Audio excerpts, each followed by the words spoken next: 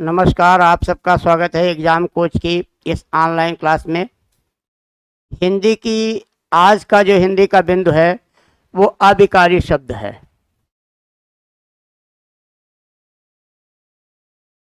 अभिकारी शब्द।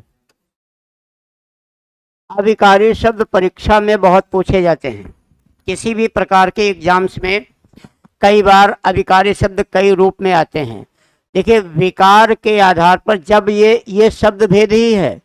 आपको मैंने पहले बताया था कि हिंदी व्याकरण में जो शब्द भेद का भाग है वो सबसे बड़ा भाग है। शब्द भेद का ही भेद है अभिकारी। तो इसमें बताया जाता है विकार के आधार पर शब्द के भेद। विकार के आधार पर शब्द के भेद। अब देखो बच्चा, विकार के आधार पर शब्द के भेद दो प्रकार के होते हैं। एक होते हैं विकारी शब्द और एक होते हैं अभिकारी शब्द। कौन कौन से भेद होते हैं? एक अभिकारी और एक विकारी। अगर आपको ये जानकारी प्राप्त करनी है विकारी होता क्या है, अभिकारी क्या होता है, किसी भी शब्द के स्वरूप में परिवर्तन करने के लिए या तो उसमें उपसर्ग का प्रयोग किया जाए या प्रत्यय का प्रयोग किया जाए, या तो उसके लिंग वचन में परिवर्तन कर दें, तभी किसी शब्द में परिवर्तन किया जा सकता है। तो जो शब्द परिवर्तनीय हैं वे विकारी हैं और जो शब्द अपरिवर्तनीय हैं वो अभिकारी हैं। अब देखो, ध्यान दो, जैसे हमने यहाँ लिखा विद्यालय। विद्यालय एक विकारी शब्द है क्योंकि इससे हो सकता है विद्यालयों। इसी प्रकार से शिक्षक शब्द विकारी है, शिक्षकों। लड़का शब्द विकारी है, लड़कों। स्त्री शब्द विकारी है, स्त्रियां। शहर शब्द विकारी है, शहरों। तो जिन शब्दों में बदलाव किया जा सके वो विकारी है और जिनमें बदलाव ना किया जा सके वो शब्द अभिकारी होते हैं। अब हम आपको अभिकारी शब्द की परिभाषा दे रहे हैं, तो मैंने एक बता दिया कि आप जान लें कि विकारी शब्द क्या है और अभिकारी शब्द क्या है। तो जो शब्द बदले जा सकते हैं वो विकारी होते हैं और जो नहीं बदले जा सकते हैं वो अभिकारी। देखो लिखा भी अविकारी, ये विकारी नहीं है, परिवर्तनीय नहीं है। तो क्या होता है परिभाषा? जिन शब्दों को लिंग वचन आदि के अनुसार आदि के द्वारा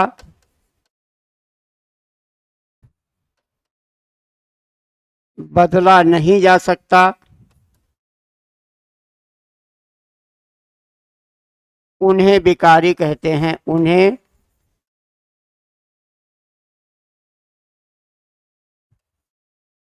अविकारी कहते हैं।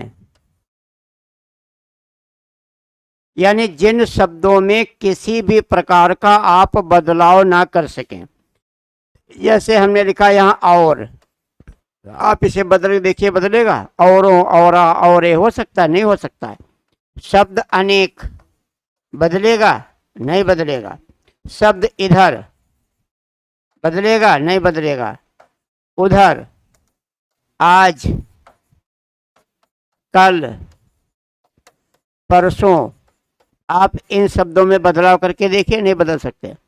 तो जिन शब्दों पर किसी भी प्रकार की चीज़ों का प्रभाव ना पड़े, किसी प्रकार से उनके स्वरूप में कोई परिवर्तन ना हो, उन्हें क्या कह दिया जाता है? उन शब्दों को अभिकारी शब्द कहा जाता है। यानी जिन शब्दों को लिंग वचन आदि के द्वारा बदला नहीं जा सकता है उन शब्दों को अभिकारी शब्द कहा जाता है। अब ध्यान दीजिएगा, जो अभिकारी शब्द हैं, प्रश्न क्या बनेगा? अभिकारी जो शब्द होते हैं, इन अभिकारी शब्दों को अव्यय भी कहा जाता है। इन अभिकारी शब्दों को अव्यय भी कहा जाता है। पहला प्रश्न आता है कि अविकारी शब्दों की संख्या कितनी है। जैसे पूछा जाता है विकारी शब्दों की संख्या कितनी है, तो विकारी शब्दों की संख्या 4 है। संज्ञा, सर्वनाम, विशेषण और क्रिया, ये विकारी शब्द हैं। इसी प्रकार अविकारी शब्दों की संख्या भी 4 है। क्रिया विशेषण,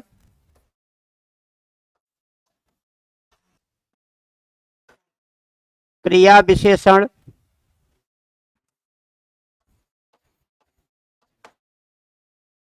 संबंध बोधक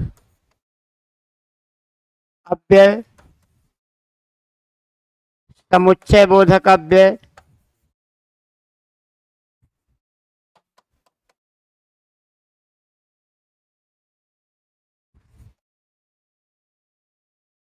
और विस्मयादि बोधक अव्यय।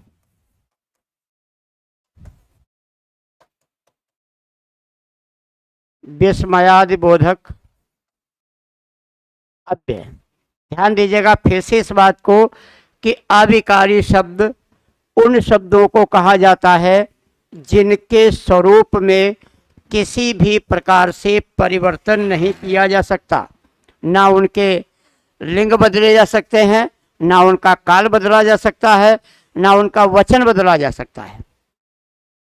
इनकी संख्या कितनी है? 4 है। अविकारी शब्दों की संख्या 4 है।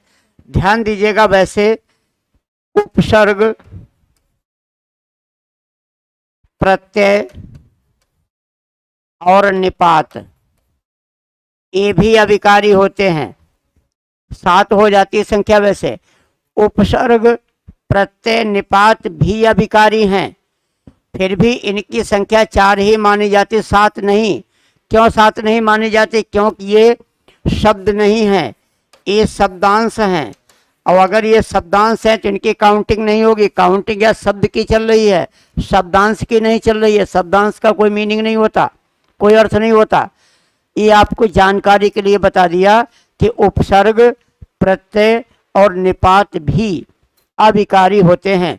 लेकिन यहाँ मूल अविकारी जो शब्द हैं वो क्रिया विशेषण है, संबंध बोधक अव्यय, समुच्चय बोधक अव्यय और विस्मयादि बोधक अव्यय। ये सिर्फ आपकी जानकारी के लिए कि उपसर्ग, प्रत्यय और निपात भी अविकारी होते हैं। अब यहाँ पर एक एक का विश्लेषण किया जाएगा। पहले क्रिया विशेषण का, फिर संबंध, समुच्चय और विस्मयादि का। तो सबसे पहले देखते हैं क्रिया विशेषण।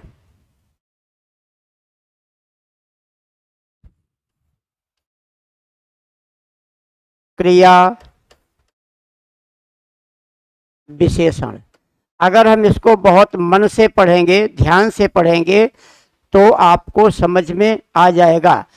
क्रिया विशेषण की अगर परिभाषा करना चाहें तो क्रिया विशेषण की परिभाषा क्या करोगे?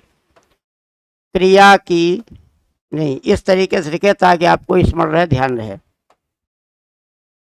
वे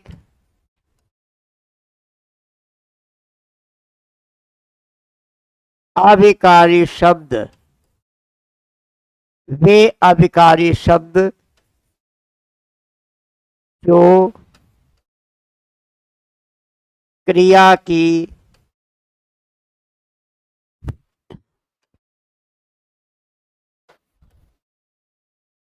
विशेषता बताते हैं,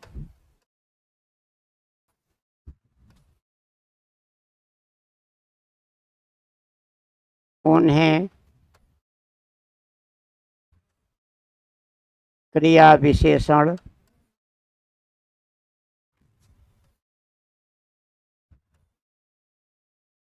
कहा जाता है। यानी वे अविकारी शब्द, इसको बताया भी था। अगर आप नोट्स बनाते हैं तो अपना लिख सकते हैं कि वे अविकारी शब्द जो क्रिया की विशेषता बताते हैं, उन्हें क्रिया विशेषण कहा जाता है। अब जैसे यहाँ लिखा जाए, रोहन बैठकर पढ़ता है। रोहन बैठकर पढ़ता है।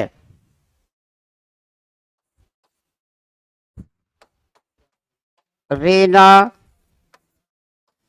तेज दौड़ती है। रीना तेज दौड़ती है। अब देखिएगा, यहाँ पढ़ना एक क्रिया है और उसकी विशेषता है कि आप बैठकर पढ़ते हैं। यहाँ पर दौड़ना एक क्रिया है, अब विशेषता है कि तेज दौड़ते हैं। किसी क्रिया से पूर्व यदि कोई विशेषण शब्द आ जाता है तब उसे क्रिया विशेषण कहा जाता है। यानी क्रिया की जो विशेषता बताए उसे क्रिया विशेषण कहा जाता है। यहाँ ध्यान रखिएगा, क्रिया विशेषण के 4 उपभेद होते हैं। क्रिया विशेषण के 4 उपभेद होते हैं। यानी ये ऐसे उपभेद बने हैं कि कोई काम कब होगा, कहाँ होगा, कितना होगा और कैसे होगा। जैसे आपने कहा कि कार्य होगा, कार्य किया जाएगा, तो ये प्रश्न बनेगा कि कार्य कब होगा, कार्य कहाँ होगा, कार्य कितना होगा और कार्य कैसे होगा। तो कार्य कब होगा, समय का बोध है। कार्य कहाँ होगा, स्थान का बोध है। कार्य कितना होगा, परिमाण का बोध है। और कार्य कैसे होगा, ये उसके तरीके या रीति का बोध है। तो क्या ध्यान रखना है कि क्रिया विशेषण के 4 उपभेद होते हैं। अगर आपसे कभी इस पर चर्चा की जाए कि आखिर क्रिया विशेषण की क्या उपयोगिता है, क्रिया विशेषण की क्या आवश्यकता है, या क्रिया विशेषण के क्या कार्य हैं, यदि हम क्रिया विशेषण के कार्यों को समझ लें तो बाकी चीज़ें अपने आप समझ में आ जाएगी। तो देखिए, हम देखते हैं कि क्रिया विशेषण के कार्य कौन कौन से हैं। क्या देखते हैं, क्रिया विशेषण के कार्य, जिससे उसका भेद पता चल जाएगा।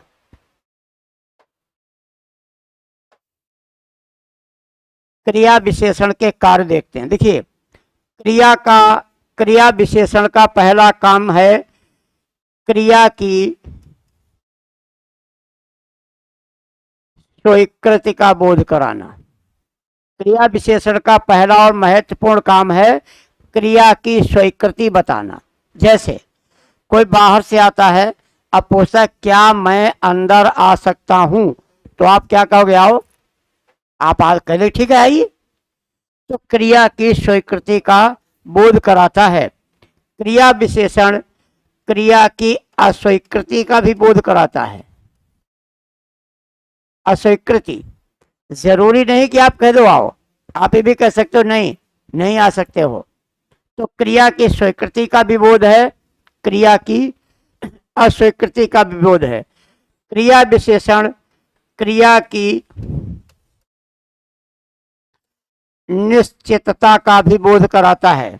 जैसे आप कहोगे आज वर्षा होगी, ये निश्चित है कि आज वर्षा होगी, ये क्रिया की निश्चितता का बोध है। क्रिया की अनिश्चितता का भी बोध कराता है। यानी क्रिया की निश्चितता का भी बोध कराता है और क्रिया की अनिश्चितता का भी बोध कराता है कि शायद आज वर्षा हो, शायद कल वर्षा हो भी सकती है, नहीं भी हो सकती है। क्रिया के समय का बोध कराता है कि क्रिया कहाँ होगी, कहाँ वो क्रिया कब होगी।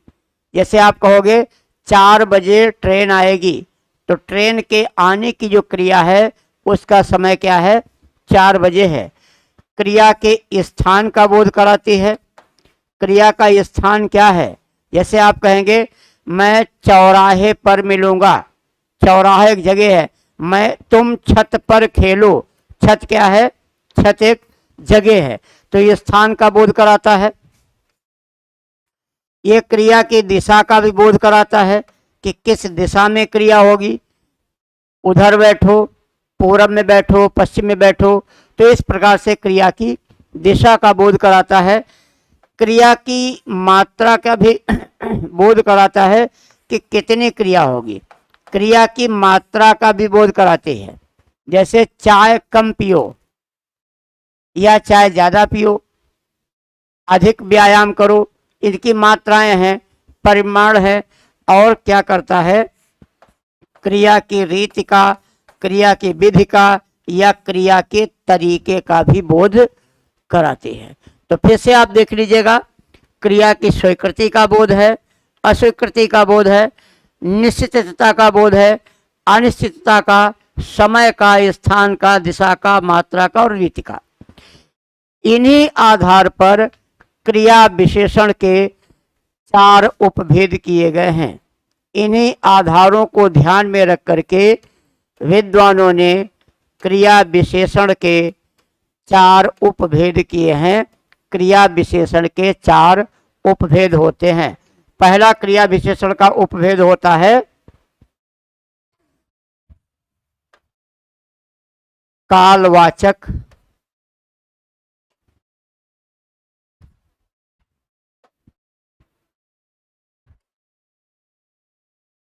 कालवाचक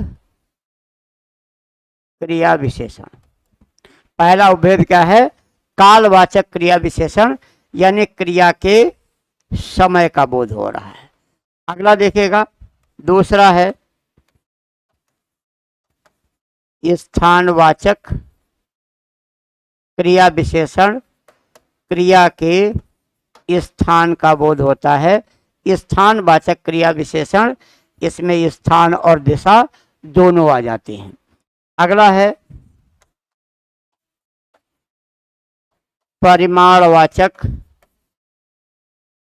क्रिया विशेषण। परिमाणवाचक क्रिया विशेषण, इससे क्रिया की मात्रा का बोध होता है। और अगला है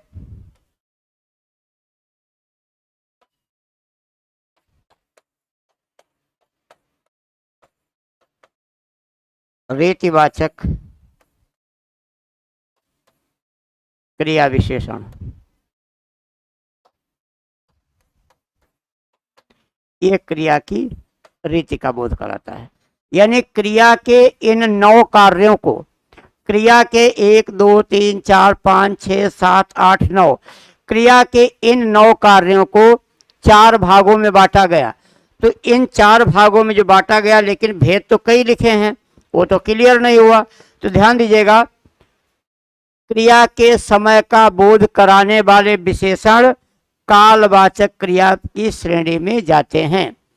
क्रिया के स्थान का बोध कराने वाले शब्द स्थानवाचक क्रिया विशेषण में जाते हैं। क्रिया की दिशा और मात्रा का बोध कराने वाले जो शब्द हैं,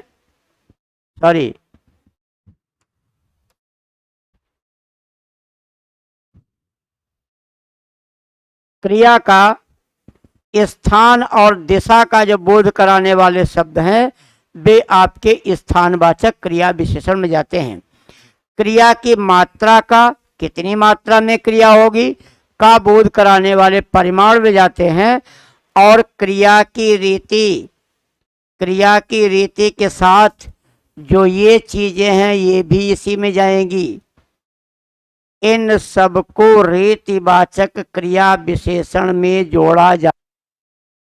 ठीक, तो ये आपको बताया गया कि क्रिया विशेषण की जो 9 विशेषताएं हैं, इन्हीं 9 विशेषताओं से इन क्रिया विशेषण के 4 भाग बताए गए हैं, जो आपके सामने लिखे हैं। अगर हम इसका एक एक उदाहरण दे दें, अब ध्यान दीजिएगा, ये जो लास्ट वाला बचता है रीतिवाचक क्रिया विशेषण, ये रीतिवाचक क्रिया विशेषण में ही ये सारी चीजें आ जाती हैं। ये सारी चीजें काहे में आ जाएंगी, रीति में आ जाएंगी। तो अगर क्रिया के समय का हम बोध कराएंगे तो कालवाचक, स्थान का बोध कराएंगे तो स्थानवाचक या दिशा का, ये दोनों एक साथ आ जाएंगे। मात्रा का तो परिमाण, और रीति में ये सब आ जाएगा। अगर इसका एक एक उदाहरण लिखा जाए, जैसे अंदर आ जाओ, आपने स्वीकृति दी है, अंदर आ जाओ, तो ये क्या हो गया, ये रीतिवाचक की क्रिया विशेषण हो गया।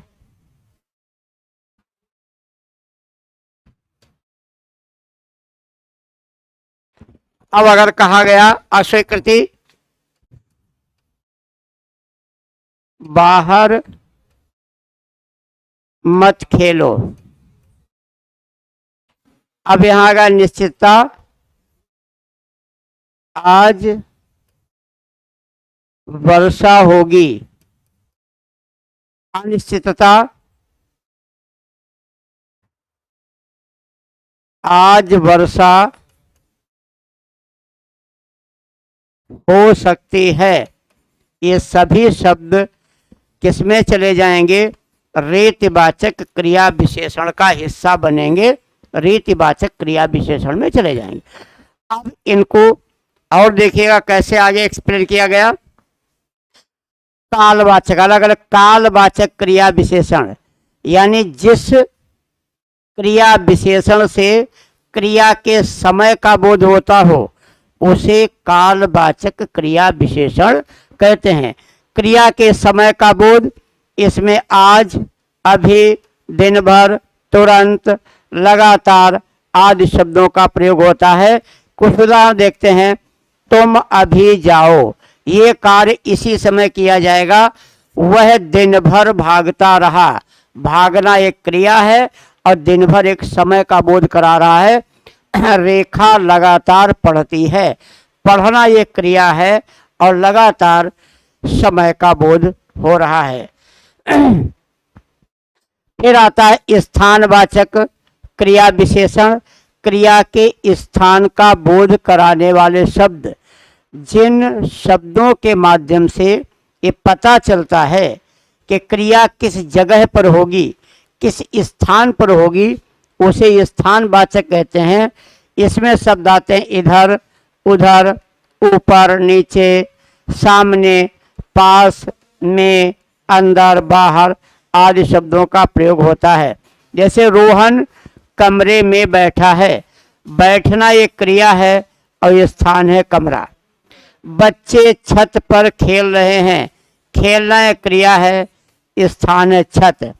स्कूल के बाहर खेलो, खेलना एक क्रिया है, स्थान है स्कूल के बाहर।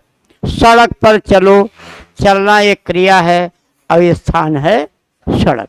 तो क्रिया के स्थान का बोध कराने वाले शब्द। अब आता है परिमाण यानी मात्रा का बोध कराने वाले शब्द, परिमाणवाचक क्रिया विशेषण। जो क्रिया के परिमाण की, क्रिया के मात्रा का बोध कराए उसे परिमाणवाचक क्रिया विशेषण कहते हैं। इसमें आता है थोड़ा, अधिक, पर्याप्त। शब्द बनाते हैं।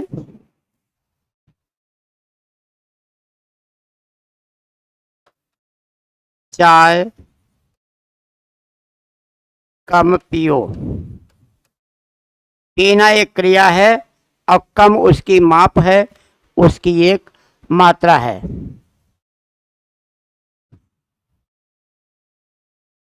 व्यायाम पर्याप्त करो,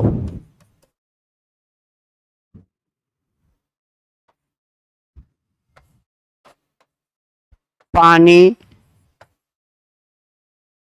अधिक पियो।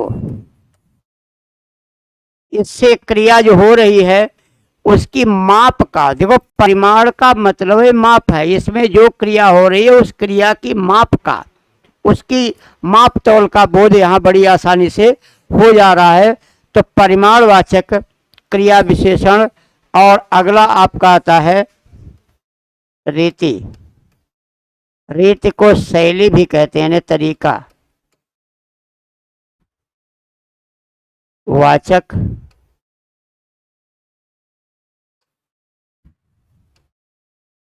क्रिया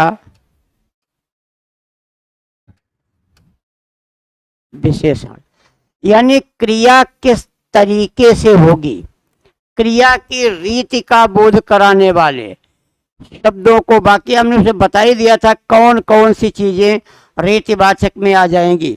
एक बार फिर से देख लीजिएगा कि कौन कौन सी चीजें रीतिवाचक में आती हैं।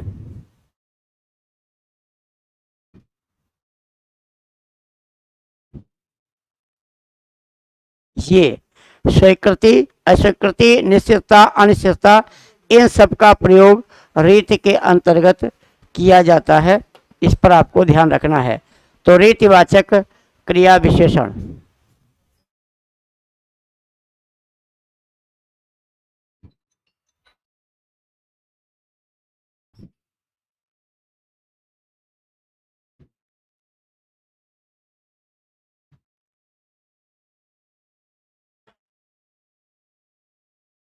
जैसे लिखेंगे मोहन अवश्य आएगा,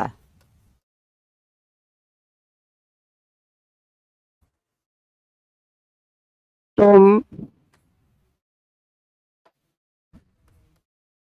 ढंग से पढ़ो,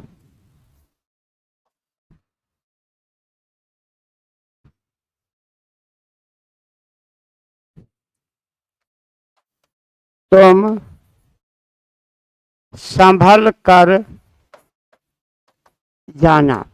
यानी किसी भी कार्य का जो तरीका है, जो उसका प्रारूप है, वो किस तरीके, जैसे मन से पढ़ो, अगर लिखा, जैसे यहां लिख दिया मनोज मन से पढ़ता है, तरीका है कि मन से पढ़ रहा है, ढंग से पढ़ रहा है, अच्छे से। कभी कहते हैं ढंग से बैठो, अब ढंग से बैठने का, बैठने की शैली है, बैठने का तरीका है। तो इस प्रकार से क्रिया विशेषण क्या है और उस क्रिया विशेषण के 4 रूप कौन कौन से थे, उन पर आपके ध्यान दिलाया गया। अब इसके बाद जो आता है संबंध और समुच्चय। संबंध बोधक और समुच्चय बोधक ये दोनों योजक हैं। पहले इनको ध्यान दे लीजिएगा। अगर आपको बताया जाए संबंध बोधक अव्यय और समुच्चय बोधक अव्यय,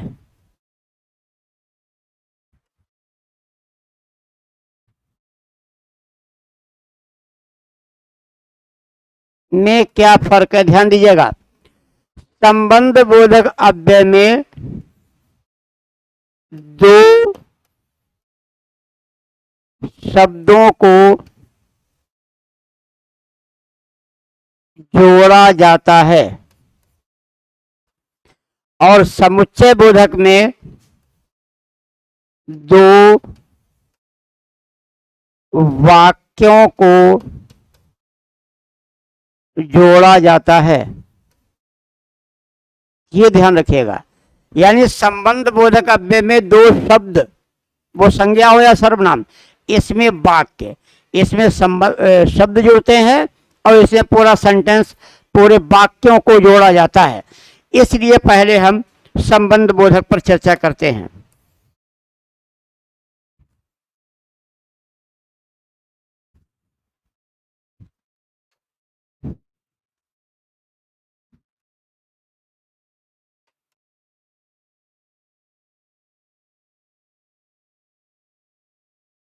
संबंध बोधक अव्यय,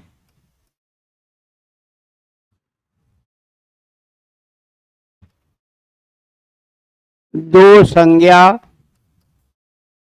या सर्वनाम को जोड़ने वाले शब्द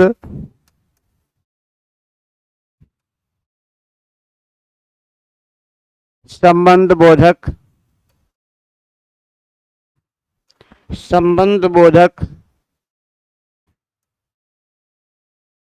अव्यय कहलाते हैं। संबंध बोधक अव्यय कहलाते हैं। 2 शब्दों को, वो चाहे संज्ञा हो चाहे सर्वनाम। अच्छा, इसके जोड़ने को तरीके तो हम आपको बता रहे हैं, ध्यान दीजिएगा। संबंध बोधक और समुच्चय बोधक में जो जोड़ने वाले शब्द आएंगे, इन शब्दों का कोई मतलब नहीं है, मतलब इनके प्रयोग को है। इनमें जोड़ने के लिए जिन शब्दों का इस्तेमाल किया जाता है, के साथ, के बिना, के पास,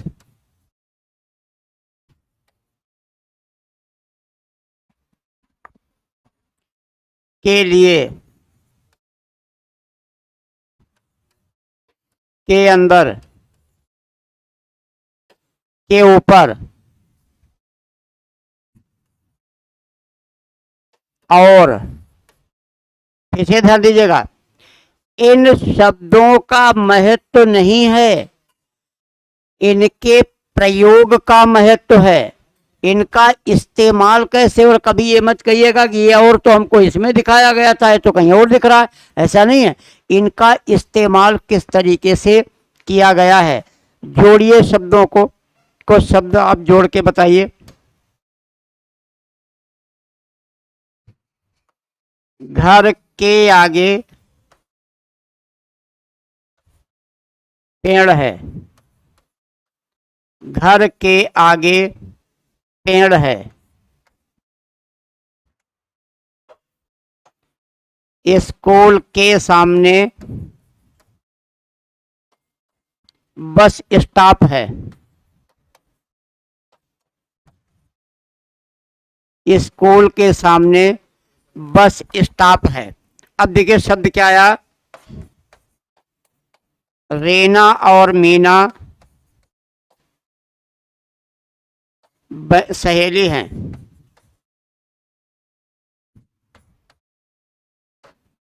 क्या ध्यान रखना है, किस पर चर्चा हो रही है, के आगे किसको जोड़ रहा है, एक शब्द को दूसरे शब्द से, के सामने किसको जोड़ रहा है, एक शब्द को दूसरे शब्द से, और किसको जोड़ रहा है, एक शब्द को दूसरे शब्द से। यानी वे अभिकारी शब्द जो एक संज्ञा या सर्वनाम को दूसरी संज्ञा सर्वनाम से जोड़ें, उन्हें हम क्या कहते हैं, संबंध बोधक अव्यय कहा जाता है। इसी प्रकार आता है अगला समुच्चय बोधक अव्यय।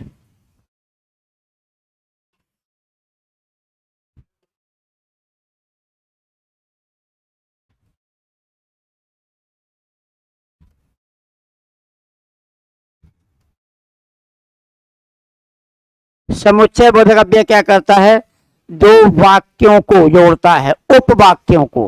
किसको जोड़ता है, उपवाक्यों को। ये किसे जोड़ेगा, जैसे मान ले एक उपवाक्य को, ये कोई उपवाक्य है, फिर आगे कोई उपवाक्य है,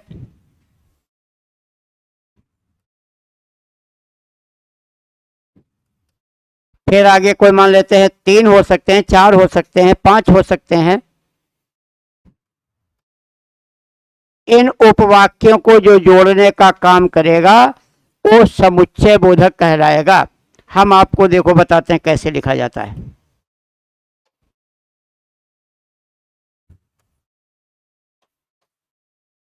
रीना स्कूल जाती है और मन लगाकर पढ़ती है। रीना स्कूल जाती है और मन लगाकर पढ़ती है। अब इस पे ध्यान दीजिएगा, पहला उपवाक्य था कि रीना स्कूल जाती है, दूसरा उपवाक्य है मन लगाकर पढ़ती है। इन दोनों उपवाक्यों का जोड़ने, उपवाक्यों को जोड़ने का जिसने काम किया है वो और है। ये और शब्द क्या है, समुच्चय बोधक अव्यय है। ये और शब्द क्या है, समुच्चय बोधक अव्यय है। अब इसमें कई और चीजें हो सकते हैं, आप तीन को जोड़ दीजिए। चलिए तीन को जोड़ के दिखा देते हैं।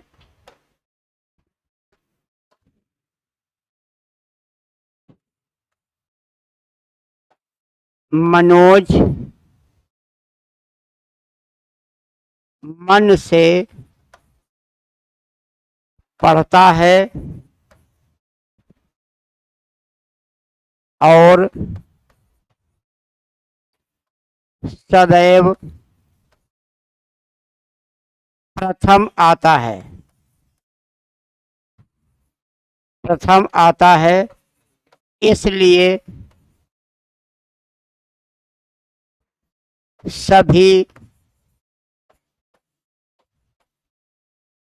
उसका सम्मान करते हैं।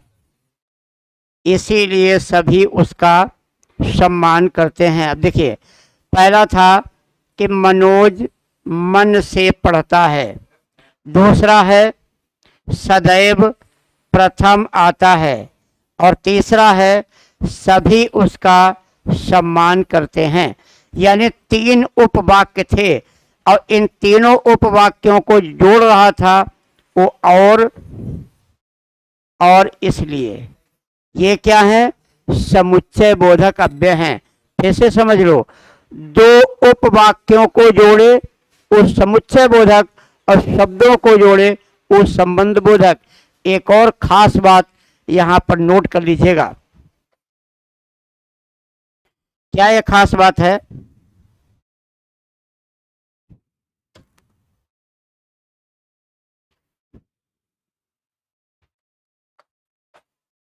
संयुक्त और मिश्र वाक्य। मिश्र वाक्य समुच्चय बोधक अव्यय से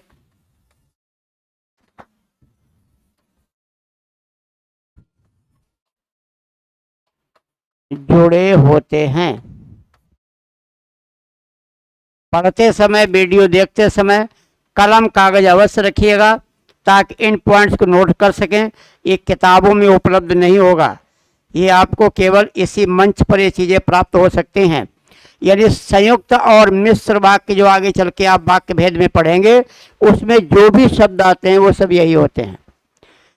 अगर हम काल के टेंस की बात करें तो एक होता है हेतु हेतुवद भूतकाल, हेतु हेतुमद भविष्यत काल में आने वाले वाक्य भी यही होते हैं, ऐसे ही होते हैं।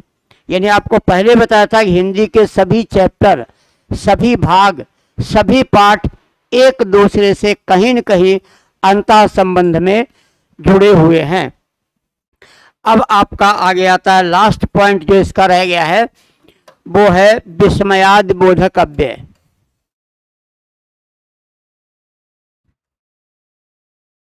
विस्मयादि बोधक, बोधक माने बताने वाले, विस्मयादि बोधक अव्यय।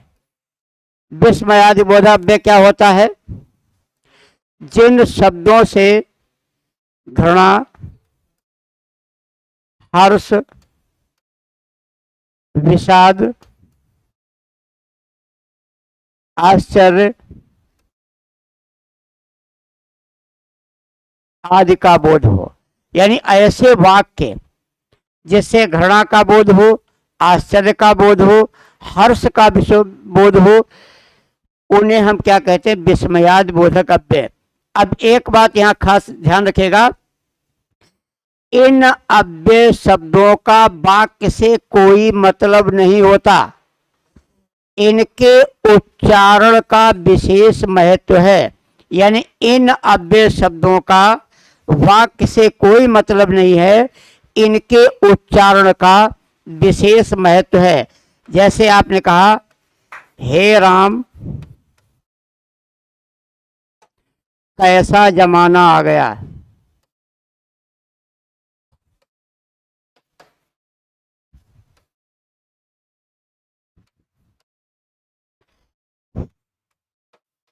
आपने कहा छी इतना गंदा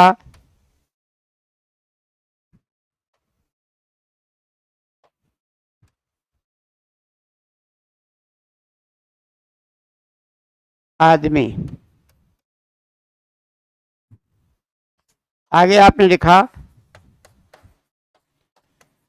बाप रे बाप इतनी भयानक आंधी।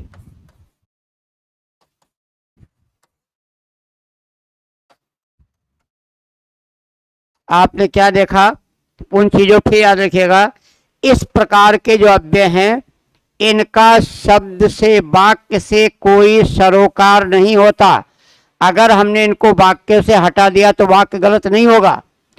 विस्मयादि बोधक अव्यय शब्दों का वाक्य से संबंध नहीं होता, इनके उच्चारण का विशेष महत्व है।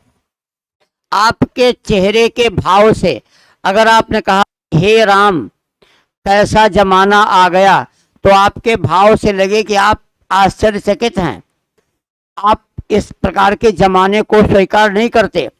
छी इतना गंदा लड़का, तो इस वाक्य से ऐसा लगे कि आपके चेहरे से, आपके स्वभाव से घृणा उत्पन्न हो रही है।